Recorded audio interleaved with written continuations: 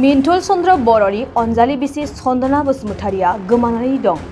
बजालि जिल्ला फाथासार कुसि पुलिस थानानि सिङाव थानाय बैरागी गामिनि मिन्थुल चन्द्र बर'नि अनजालि बिसि चन्दना बसुमतारिया गोमानानै दं। मिथिनाय बादिब्ला चन्दना बसुमतारिया थांनाय 8 अक्ट'बर खालि बरमायाव बेलासि गावनि फिसायजों बेरायनो फैनानै खोला फारसे थांनो होनना हारसिं थांनायनिफ्रायनो दिनैसिमबो फैफिनाखै। दा चन्दना बसुमतारिनि गोमानायखौ लानानै बरमा पुलिस थानायाव एजाहार होनायबो जाबाय होननानै फोरमायदों फिसाय मिन्थुल चन्द्र बर'आ। चन्दना बसुमतारिनि हरखाब गोमानायखौ लानानै फिसायजों लोगोसे नखराव गोबां हालाय-हाफाय जानानै दं। सोरबा सावगारियाव होनाय चन्दना बर'खौ नुसनबायोब्ला हमना दोननानै 9864478361 जानबुं अनजिमायाव फोरमायहरनो खावलायदों फिसाय मिन्थुल चन्द्र बर'आ। खुलुमबाय, आंनि मुङा मिन्थुल चन्द्र बर', गामि बैरागी, थाना PS फाथासार कुसि। मा जाखोमोन? जायगाया टिहु। आंनि अनजालि बिसिया थांनाय 8 अक्ट'बर खालि आंखौ बरमायाव बेरायनो होननानै गावनि लोगो हमनानै लाना फैदोंमोन। मा नाम? मिस चन्दना बसुमतारिया। ओमफ्राय फ्लाइअभार सिङाव आंखौ दसे समनि थाखाय 4टानिफ्राय 4:30सिम थानो थिनदोंमोन, नेनो थिनदोंमोन। मा तारिख? 8 अक्ट'बर खालि। ओमफ्राय गावबो खोला फारसे थांदोंमोन आंखौ लोगो हमगोन होननानै, आंबो थांदोंमोन साहा फारसे। नाथाय जेब्ला 4:30 जायो बियो होमबा आंनो मेसेज हरदोंमोन जोंनि बर'आव, आं दिनै थांला नों थांदो होननानै। बेनिफ्रायनो सुइच अफ खालामनानै दासिमबो सुइच अफ दं। आरो बेखौ लानानै बरमा थानायाव मिसिं केस मोनसे होनाय जादों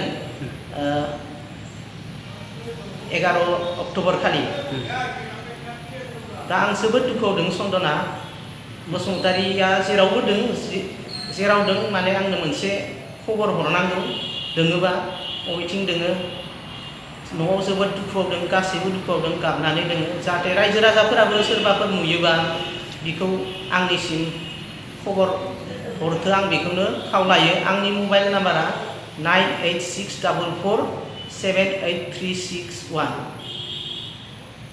नोंथांमोनखौ बेखौनो आं खावलायो, अननानै जाहाथे सोरबाफोर नुयोबा जाहाथे आंनो खबर हर। आरो चन्दनायाबो जुदि मोजाङै दोङोबा आंनो मोनसे खबर हर। बाक्सा जिल्ला खख्लाबारि हजुआ सकनि के रडजों थांनाय लामायाव थानाय MB रिफाइनिं हाउसआव मबाइल ग्लास गावनायखौ गोरलैयैनो फाहामनो हानाय गोदान OCA मेसिन लानानै फैदों। नोंथांमोना खम बेसेनावनो गावनि मबाइल ग्लास बायनायखौ MB रिफाइनिं हाउसआव फाहामनो हागोन। मबाइल ग्लास बायनायखौ फाहामनायजों लोगोसे मबाइलनि बायदि रोखोमनि बाहागो आरो बायदि रोखोमनि मबाइलनि गाज्रि जानायखौ बे MB रिफाइनिं हाउसआव फाहामनो हागोन। बायदि रोखोमनि mobile glass, mobile temper, mobile charge, headphone, pen drive, memory आरो mobile battery, computer, mouse, computer keyboard आरो मबाइलनि बायदि रोखोमनि बाहागोफोरखौ मोननो हागोन। MB रिफाइनिं हाउसआव फोरमायनाय बादिब्ला दासान्दिनिफ्राय लानानै फैगौ दिवालीसिम डिसकाउन्ट होगासिनो। मख'नो गोनांदि MB रिफाइनिं हाउसआव गुबुन हादोर एबा भुटान हादरनिफ्राय माखासे सुबुंफोराबो बायदि रोखोमनि मबाइलफोरखौ फाहामथाय होफैयो। आबुं मोनथिनो थाखाय 8471972412 नङाब्ला 7002741465 जानबुं अनजिमायाव जगाजग खालामनो हागोन।